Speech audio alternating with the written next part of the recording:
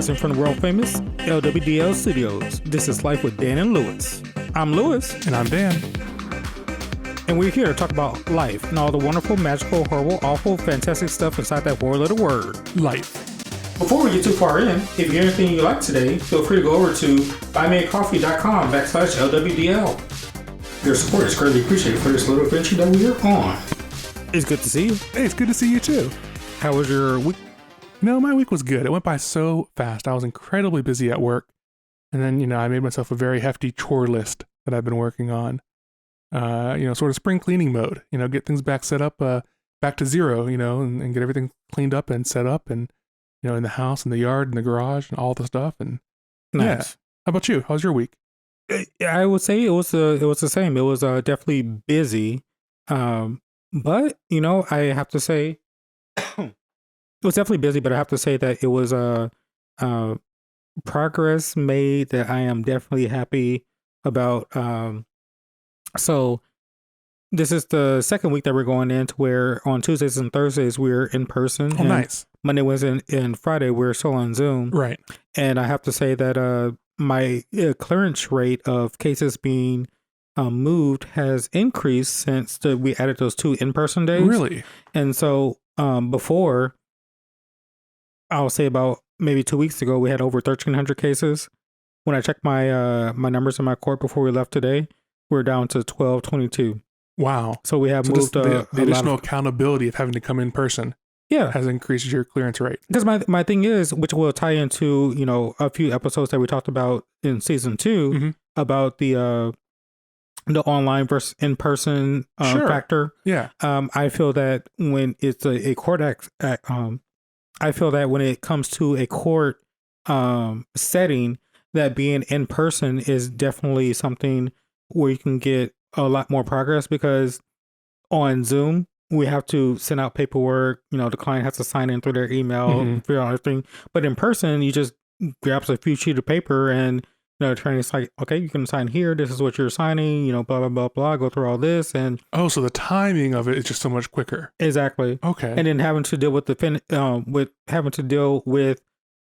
that are on Zoom, they have to log into their email, put the client and the defense attorney into a breakout room. They have to go through the paperwork, and some clients were like, well, I haven't gotten it. And I'm like, well, check your spam. It could be there. Right. It eliminates that.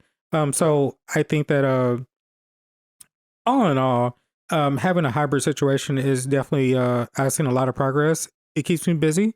I don't mind it. I love it. And, I'm getting a clearance rate. Justice is being served.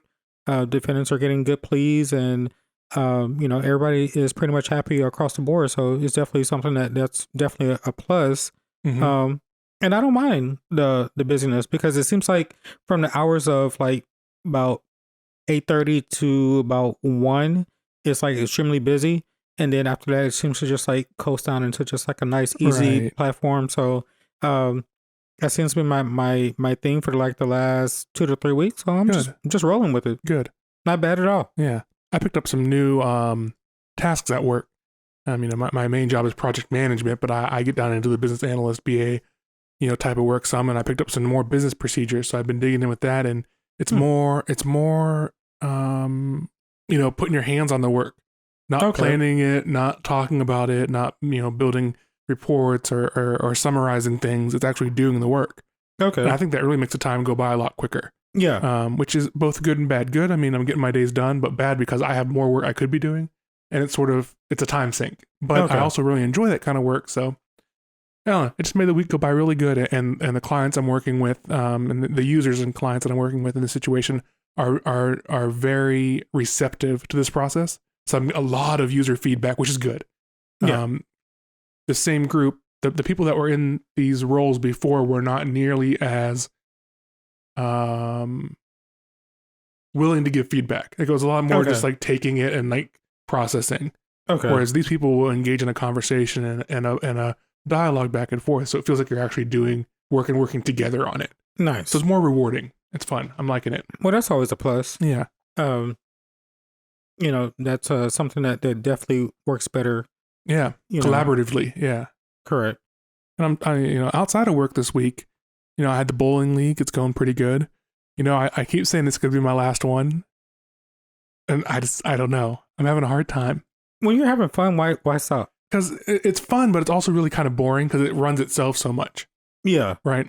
But it's just the people that you meet, the conversations that you have, and everything like that makes it worth it. So yeah.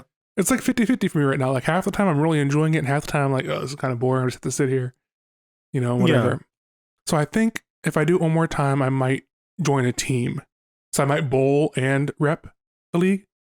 I haven't done that yet. It's an option that I have, but that might give me enough, like more, like I might be more entertained to do it. Could you? I was kind of thinking just like giving up the rep and doing the bowling, but like why? Like if I'm going to be there, I might as well be the rep. Yeah. Could you have like a assistant? Like when things get bored, you have like somebody to like kind of like Well, a co-partner. I don't get paid enough to pay anyone else to help me, so that's the problem. Okay. So that makes sense. I wonder if we could just split it. I mean, it'd be $10 an hour each. Or just have them to pay the person. Yeah. Just somebody that that can be there like during the boring times, but like hey like so right.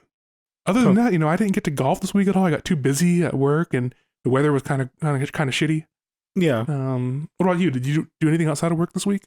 Let's see. It's tax season. I do help people file their taxes. Sure. And I have I've filed a few taxes for a few clients, and that was pretty much my little extracurricular activities outside of my normal work life and stuff like that. So yeah. Other than that, everything else was pretty smooth sailing and going from there. Yeah. So I was thinking this week, and I'm kind of in a food rut. So I'm back on. I'm determined to lose weight, and I've been hovering at my weight for years, right? Mm-hmm. And it's basically a weight where I can eat whatever I want within reason and stay there. But I want to be like 20 pounds lighter. Okay. And I also need to get my blood pressure down. That's one. I don't have a whole lot of like health concerns. Mm-hmm. My cholesterol's good. Liver enzymes, everything's good about my blood work, but my blood pressure is consistently high. Okay. So I've been eating a lot more spinach because spinach has some magnesium and potassium and stuff that helps bring your blood pressure down. Oh, and natural stuff. That seems to be helping some. But I think the secret is I need to get some cardio in, and I need to lose some weight. Okay. So I've been just logging my food, and I'm not going in with a calorie goal or anything, but just the act of logging your food causes you to be more aware of what you're eating. And because of that, I am eating less. Okay. The first couple of days I did it, I was like, holy crap, I'm eating 3,500 calories a day. No, I'm eating 3,500 calories a day, 3,800 calories, 4,000 calories a day. And I wasn't even like realizing it. Yeah. So now I'm down to we're 2,300 calories a day. And when I do all the math and look at the charts and whatnot, that should put me in a deficit. Okay. I'm not calculating any activity either. So if I go for a walk or if I go golfing or whatever, I'm not adding calories back in for that. So I'm definitely burning more calories than I'm eating now. And I feel good. It feels like a healthy amount to eat. Like I feel hungry a lot, but then I eat and I feel good. And like I don't feel as bloated or like just groggy or achy. I feel good right now. So hoping that's going to help with that. And then I'm also starting to look at getting either a rower or a elliptical machine. See if I can get a little cardio at home. Because I don't really do cardio. I don't like to run outside. Yeah. I like to take walks, but that's really not enough to get cardio. So yeah, let's see if I can pick something up off Facebook Marketplace or Craigslist or something here. Yeah, a couple $100 or something. It's funny you say that because I've started to, the quick, easy thing, just get on the elevator, get to where you need to go. Right. And so I've been, so what I started off doing, and, a lot of you will have something to say about this, I started taking the stairs down, going to my destination. It's better than nothing. And which is either the first floor or the basement. Mm-hmm. And so this week I started taking them going down and coming up. There you go. And so I figured, why not? You got to start somewhere. You got to jump in there and just do it. And and so I got to work today. There was no reason for me to, but I ran up the stairs. And in my head, I was just like, man, I'm just going to use this as like my little morning workout. I walked from the garage to the garage. I parked on the fifth floor. I walked down the stairs. I walked across the street over to the building, and then I get into the building, walk to the stairs, run up Yeah. flight and a half of stairs, and then walk to my office. And it just I've been doing that for this week, and it just makes you feel good. Yeah. Get the extra cardio in, and because for the most part, my work entails me pretty much sitting down for about a good 3 hours in the morning. Right. And so I was like, well, let me get some cardio in the morning, so that way it helps me to be physically fit in the morning and stuff. Sure. And before I'm able to like move around. If a lot of our listeners don't know, I'm a court coordinator, so I'm in the court. I run the court and stuff like that. And when we're in person in the court, I pretty much sit down for 3 hours in the morning. Right. And so, but yeah, I just figure out. I looked at my whole overall life and perspective of the first from 8 till noon of my day, and figure out how can I involve some type of physical activity into that day. And me going to my office, going up to my court, I can take the stairs instead of taking the elevator and stuff like that. So it's been pretty good, and it really helped out because one day this week my judge left her cell phone in the car, and she asked me to go get you it just for ran her. over there and grabbed it. And I ran over there to the parking garage, went up to the floor where she was parked, went down the stairs, ran back across the street to the court, and I actually felt good. Right. Most people were like, "Why are you running? You can just walk." I'm like, "No, I'm doing this for myself. Like, forget you. Right. Whatever.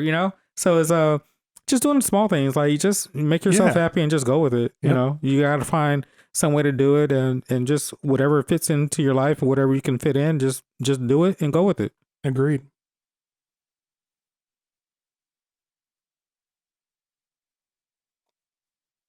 So this week, what's in your cup?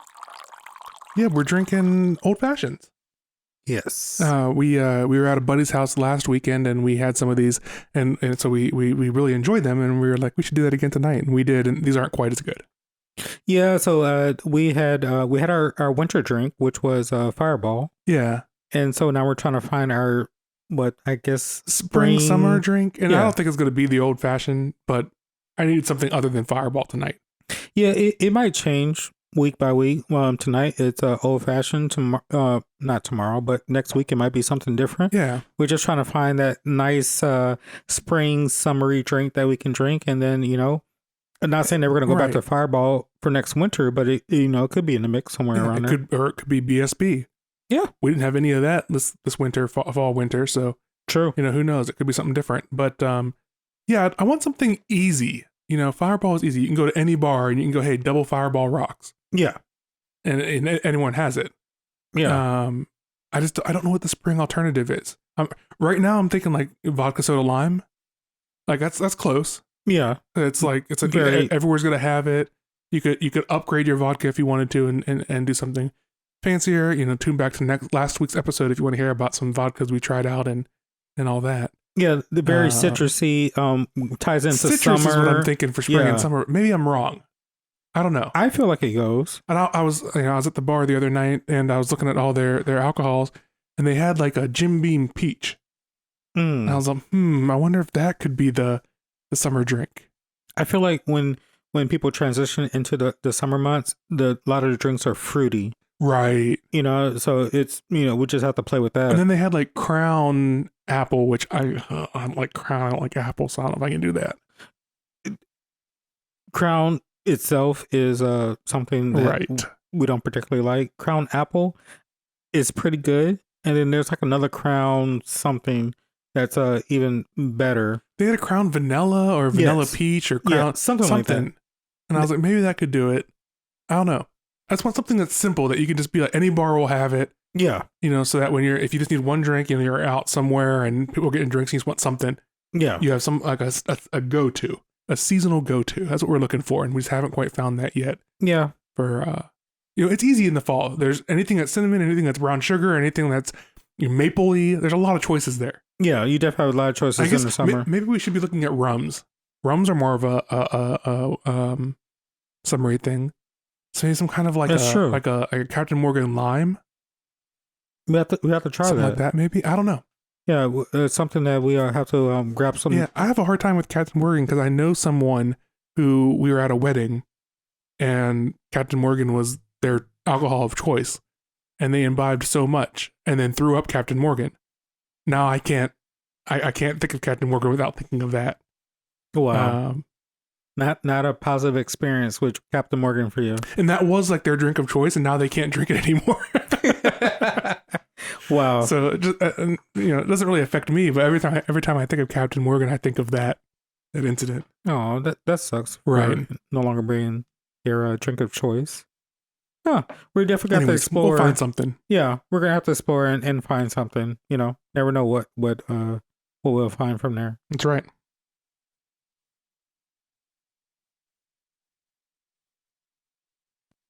In a moment from our sponsors.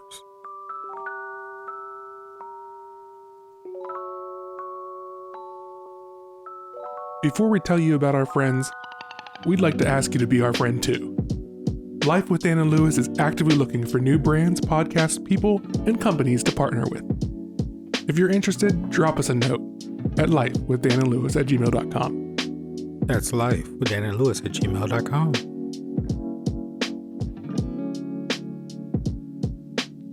Remote working? Remoting. Follow along on a journey of a new job, new facility, new coworkers, and a new normal. Remote working. Remoting. Inspired by real life, enhanced by imagination. Follow along at remotingblog.com. Remoting blog.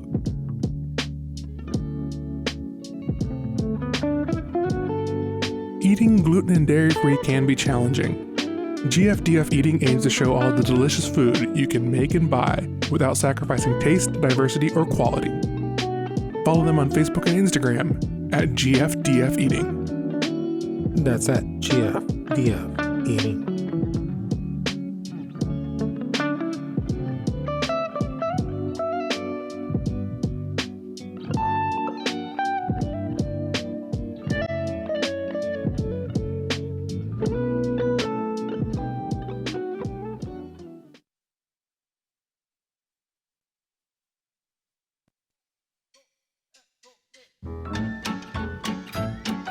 We'd like to hear from you. After all, we are doing this for your entertainment.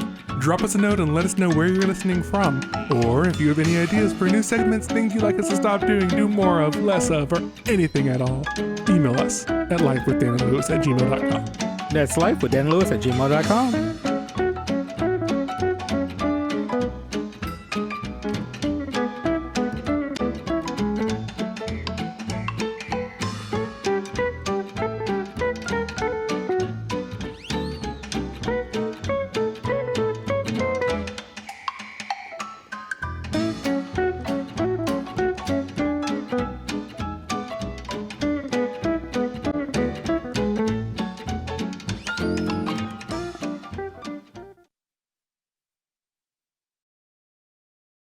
All right, for our second segment today, we're talking about online dating again some more and sort of how dating has evolved in technology and in the digital world.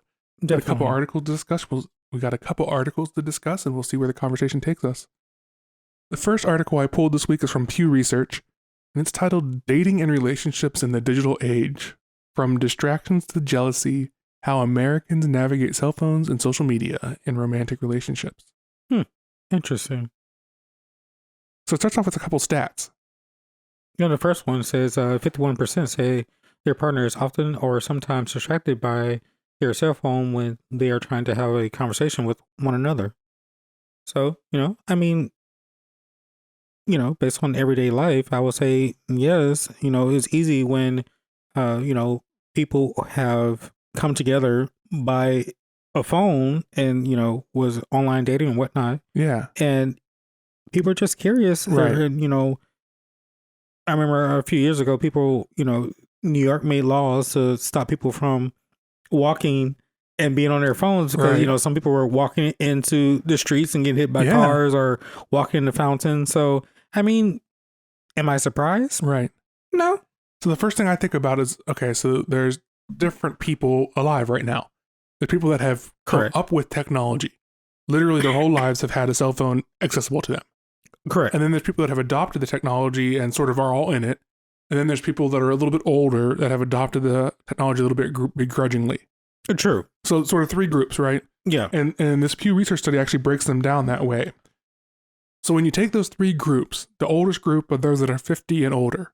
And these are the people that were living life before the technology came up. So they have a lot of life experience without the technology. A lot of face-to-face stuff. Right. So because of that, perhaps because of that, this is just my theory now, they have the lowest percentage of saying that their partner is distracted by technology. Only 41% of them feel like their partner is distracted by technology. I can see that because most of them haven't been used to it, so they just have that one-on-one interaction. Or with even one if another. they are used to it, they know both ways. Correct. They know human interaction and digital interaction. Yes. And they might have different boundaries. They clearly have different boundaries about what is okay for digital interaction while you're with a human. Yeah. So the next group, when you drop down one age bracket, these are the 30 to 49-year-olds. These are the people that grew up with the technology. So as they're maturing in life, the technology is becoming more and more involved in their life. Mm-hmm. That group, 62%, so a full 20% more people feel like their partner is distracted by technology when you drop down to that next age bracket. Mm. So these are people that learn to use the technology as the technology was developing. Yeah. I mean, when something new comes out, why not? You know? And like it or not, me and you are in this group. Correct. We're no longer in the younger group in these surveys. But I mean, you have to think about it. When we first started using our phones, we had MySpace, Facebook, and then now we have Facebook, Twitter, Instagram, YouTube, Facebook, TikTok. So it's just like I would venture to say that in 2023, a lot of people are stuck on TikTok. Yeah. Well, and I think in our group, a lot of us have everything. Correct. Whereas when you get to this next group, and this next group is the 18 to 29-year-olds, they only think that 52% of them think that their partner is distracted by technology in their relationship. So 10% less than our group. So you go 40, 62, 52.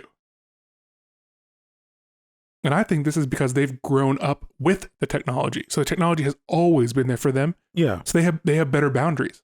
Yeah. You know what? I can say that's true because my 4-year-old daughter has one of our old phones. TikTok happens to be on that phone, and she will watch TikTok.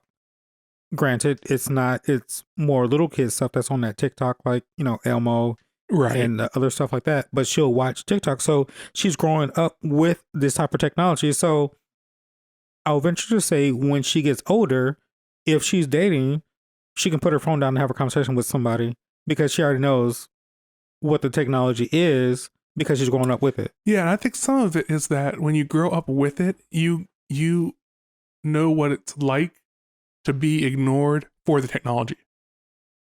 Correct. It's like if you apply that golden rule there, treat others how you want to be treated, you then know that doesn't feel nice. Whereas our generation, we don't have as much experience with it because we grew up alongside of it, not with it. So two different things. I'm talking alongside, as we grew up, the technology grew up and integrated into our lives. Correct. Whereas the younger generation, the technology was already there. Yeah. They grew up with it already there. Yeah. So two different things. And it's like, I think we have a harder time, this is what this article is getting at too, that we have a harder time separating from it. Like we don't have as much experience with how it feels and how humans, how that relationship dynamic can shift. Correct. Whereas the younger generation that has always had it is going to understand that a lot better. Yeah. And it's almost one of those things where we go to talk to somebody who's always using technology and then they're completely ignoring us. And then when we start using it and they try to access something, we just ignore them. So then it's just like, oh, well, hey, maybe I should pay attention to them when they're talking to me. And then so it causes them to put their phones down and to have that one-on-one conversation or whatnot. Exactly. So the next part of this article talks about social media in particular, about a particular use of social media rather. And that's checking up on your exes on social media. So the same age groups, you have an 18 to 29, you have a 30 to 49, and a 50. You actually add an age group in this one, so you go 50 to 64, and you go 65 plus. Interesting. Yeah, so there's two stats here, there's three stats here. So the first one is checking up on someone they used to be in a relationship with. So when you look across all of social media, 53% of people do that. And these stats go pretty much how I would expect them. The younger you are, the more likely you are to do this. 70% of people ages 18 to 29 use social media to check up on exes. I can see that. When you jump up one age bracket to the 30 to 49 group, it drops down to 61%. One more age bracket, 50 to 64, 41%. And those 64 or 65 and older, 24% of them are checking up on their exes on Facebook. So with the 65 plus, I would say more so like they're learning this new technology, so it causes them to have the option of doing it. Yeah, I agree. It's like, before they broke up with somebody, they were like, almost more curiosity versus checking up on. Correct. It's different. Yeah, definitely. Because before technology, I mean, they just were like, okay, well, you live your life, I live my life.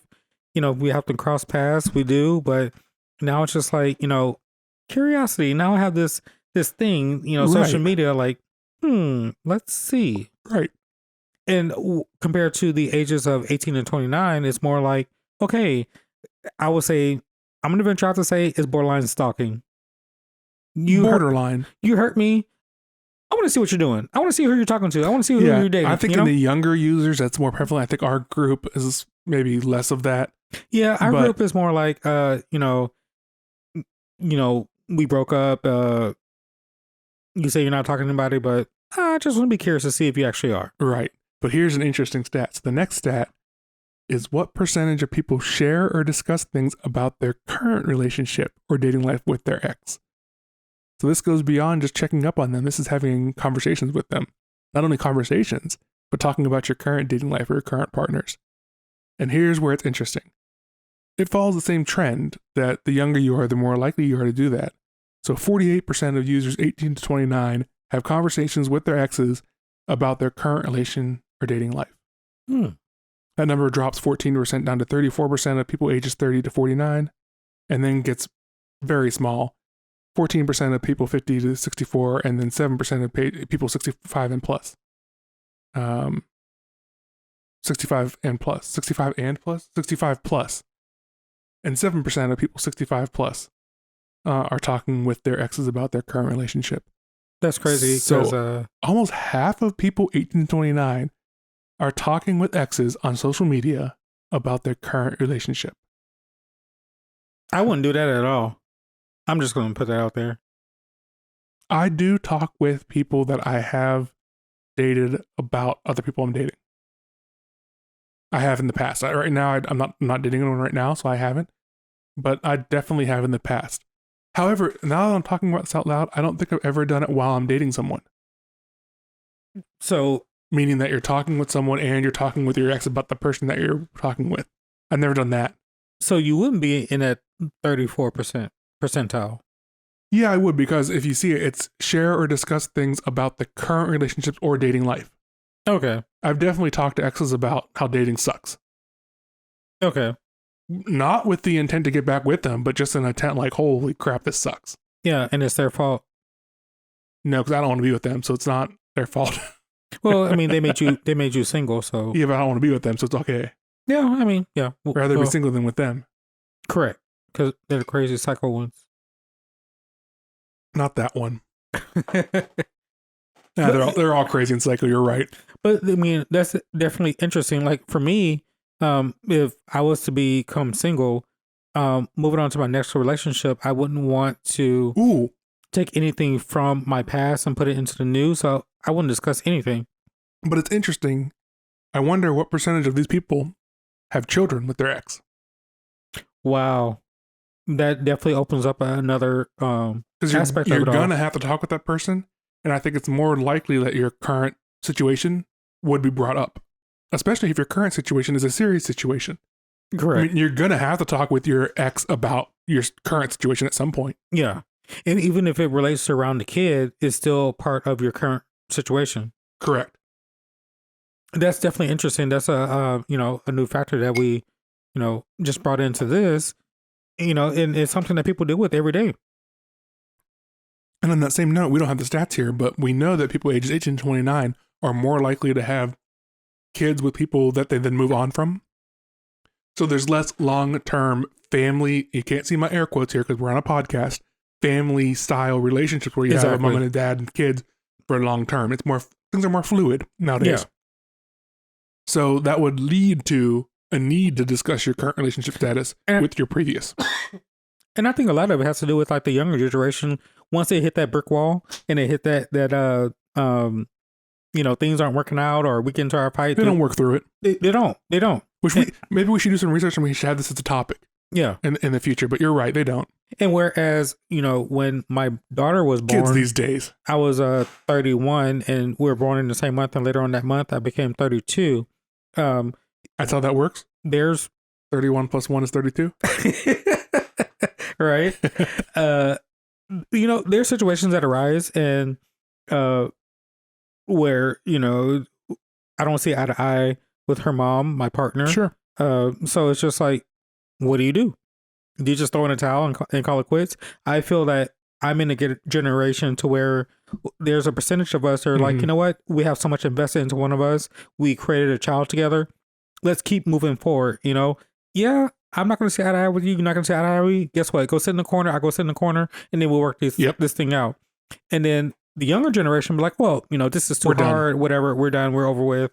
And they'll move on from there. So, and then if you take it into a factor, our parents' generation that are, over 50, they're more of the type to where like, you know what, we're not going to go to bed mad. Let's talk about this, figure things out, and then try to come to a swift resolution.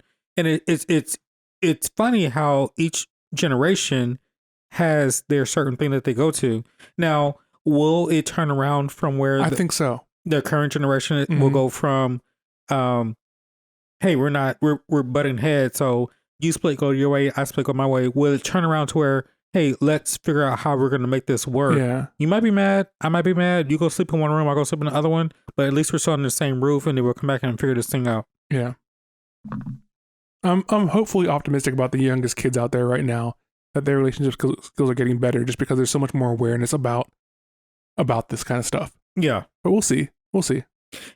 I have to say yes, because like when Alicia and I don't see eye to eye and we happen to have an argument, right, and we're in the same house with our kids. So you're modeling good behavior. She might be in the living room, I might be in the bedroom, both doing our own things. And then later on, she'll come like, hey, I'm cooking dinner. Do you want to eat this? And if I say no, and she's like, then what do you want to eat? It may not be in the nicest way. Oh dear. What do you want to eat? It may be like, well, I'm cooking this, what you eating? Yeah, exactly. But at least it shows that there's still love, because she didn't have to come and ask me and tell me at all. You know what I mean? So, and then it goes to show that kids, when parents have arguments or disagreements, with both parents still being in the same house, waking up the next day and be like, all right, well, we still give each other a kiss goodbye. Yep. Well then, okay, well, they're just mad at each other. Things will work out, and then they're still gonna be our parents. We're still gonna have a happy home. And I think that's where we're turning from this current generation and showing them how you still work things out. Right. Which goes back to our parents' generation for the 30 to 40, 49-year-olds or whatever. Yeah. That age group was. Right. Yeah.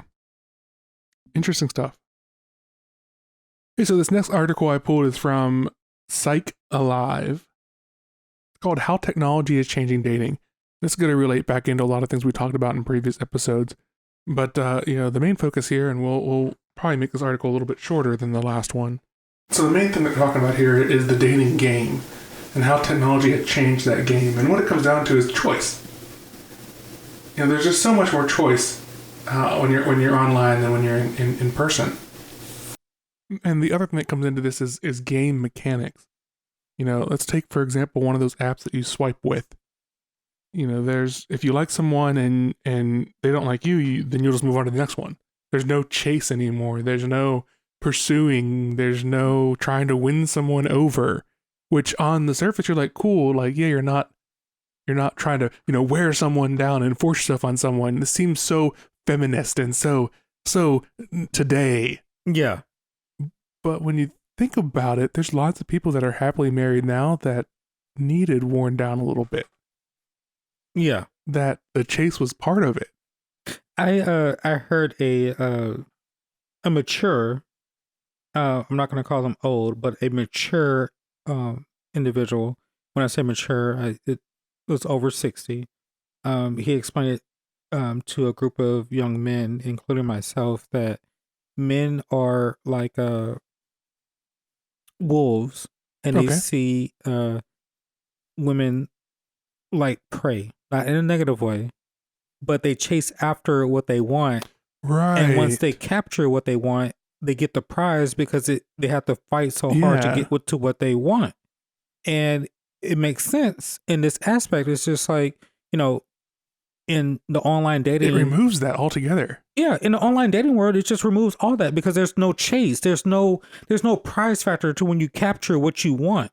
Like when you work Right. hard. And like when you think about that, it almost feels like we shouldn't be thinking of women as prey. We shouldn't be, trying to chase them down. And, so it leads to all this empowerment where we're feeling good about it. But in reality, we've lost the human nature of this stuff. Yeah. We've lost the human factor and we turn this into just an online game.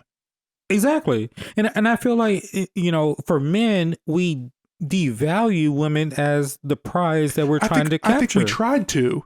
And then when we removed that, we realized that removes the human nature of this thing. Correct. Like it or not, we're animals. True. So there is a little bit of drive there. Yes. That online dating negates. You don't need drive to do online dating. No, you don't. It's a very straightforward, very bland, transactional interaction. Because if you think about it, let's put it back into the animal perspective. When you're on a certain, not sure if we can mention a name. If you're on a swipe left or a swipe right platform, exactly. A man sees a woman, and then that wolf instinct arises, and then he swipes, and if she doesn't, then it kills it, and then he's just like, okay, well, then I just move on to the next. There's no feedback. Like we don't even get that feedback. Yeah. To whereas if it was a one-on-one in-person type of situation, to where he'll just keep pursuing until. And we're talking about a pursuing that is healthy, not a pursuing Correct. that is unhealthy, stalking, or assaulting in any way. Correct.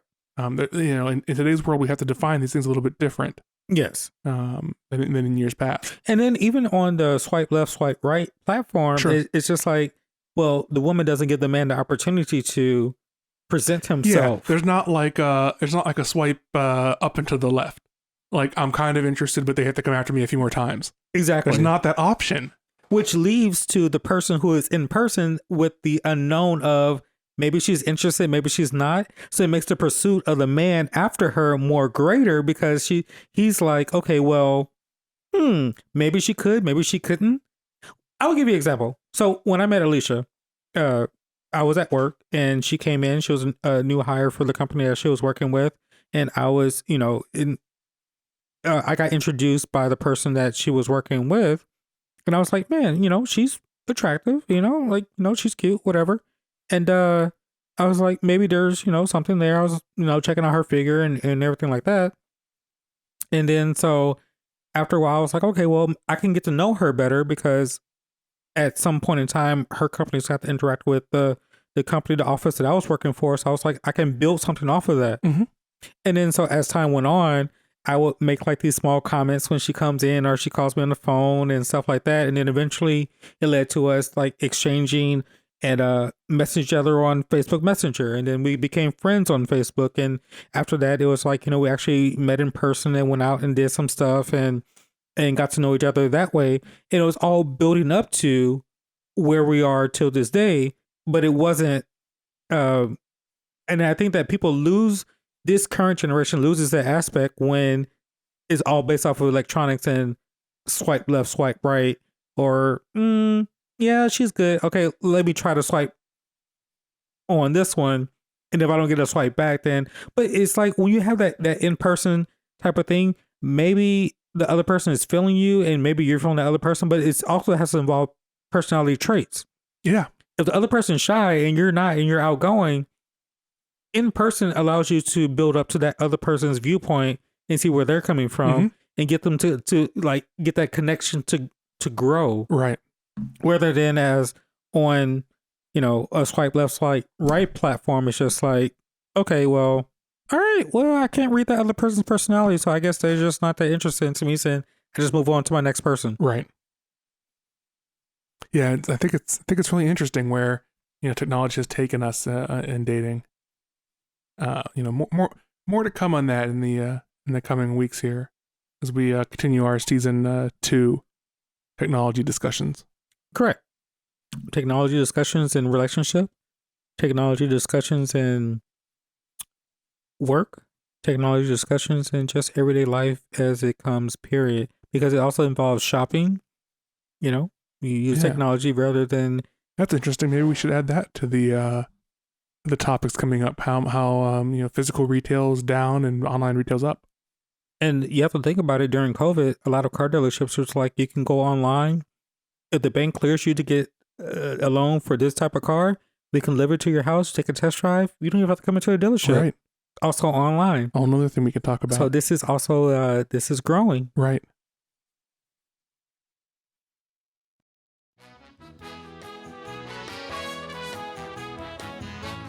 All right, ladies and gentlemen, this is going to bring us to an end for this week's podcast. Anything coming up this week for you? Oh, let's see here. So we have another week with bowling in it. Have a birthday party tomorrow night. And perhaps the most exciting thing going on for both of us is the return of football to San Antonio. That is correct, ladies and gentlemen. Yeah, the XFL is back in town, and I almost called them the Commanders. That was the name of the AAF team. Yeah. But the XFL Brahmas are playing this weekend. Their opening game is this Sunday at 2 p.m. So we're going to head over there, do a little bit of light tailgating, a little bit of light festivities that come with that, and then head in and see that game Sunday. And I just found out earlier today that it's a 3-day weekend for us, which makes Sunday even more exciting. Nice. That's definitely a good thing for us. Yeah. I was just informed a little while ago before joining you for this podcast that my son has school on Monday. Oh my. And my daughter doesn't. Oh no. So I was planning on having both kids at home and just taking care of them and whatnot, but it looks like it's just gonna be. Is Alicia working Monday? Yep, she's working. So I'm just like, looks like it's just be me and my daughter just chilling at home. Nice. And we have a parent teacher conference from 8 to 8:20 in the morning. Yeah. Wow. We scheduled it in the morning. We wanted to get in, get out, and just move on with our days. Sure. So for your daughter or your son? For Aubrey, for our daughter. And just give us a status update how she is, because she's getting ready to go to the kinder and things that we need to focus on and whatnot. So we have that. Fun. Yeah. It's always a interesting thing because the teachers. That's coming up Monday? Yeah, that's coming up Monday. Oh, so they don't have school, so they can do all the conferences all day long. Correct. Got it. And they know that a lot of parents are off because it's a military city. How many people who work for the government? So we're gonna do that. My mother's gonna come over, watch Aubrey until we get back, and because she goes walking in North Star Mall, and then so after that, I'm just gonna come home and I guess play with Aubrey throughout the day and get things ready and cook some dinner and get the house clean and stuff like that, and just relax some. Yeah, and just not really do much and do anything. Yeah, I was kind of worried because we have the XFL thing on. And worried is a general term I'm using here. But we have the XFL thing on Sunday, so I sort of had, crossed out my Sunday schedule. So then all I had was Saturday to do some chores. But then I got this birthday invite, and I really want to go to the birthday party.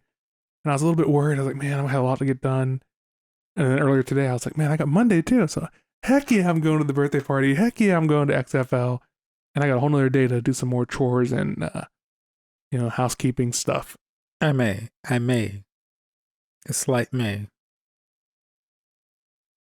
Keep Aiden out of school on Monday.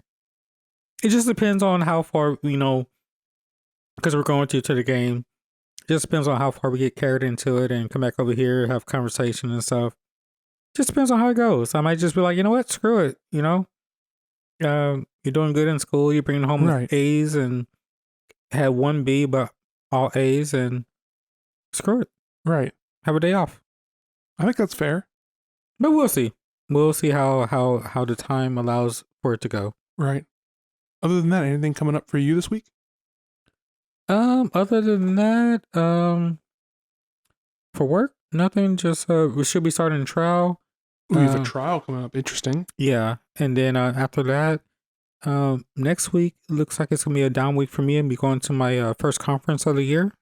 So Nice. other than that, nothing. What about you? No, nothing else. This weekend really has some of the big activities, and next week's just a normal week with bowling and normal work and all that stuff. Nice. As we get ready to close out February and get into March already, it seems crazy. It seems like this year just started. I know. I hear you there. All right, ladies and gentlemen, that's a wrap for today. Remember to check us out on all the social medias. That's Facebook, Instagram, and Twitter at Life with Dan and Lewis. That's at Life with Dan and Lewis. And on YouTube now, at Life with Dan and Lewis there as well. Check out all our episodes posted to YouTube. We don't have a video element yet. Maybe that'll come in season 3.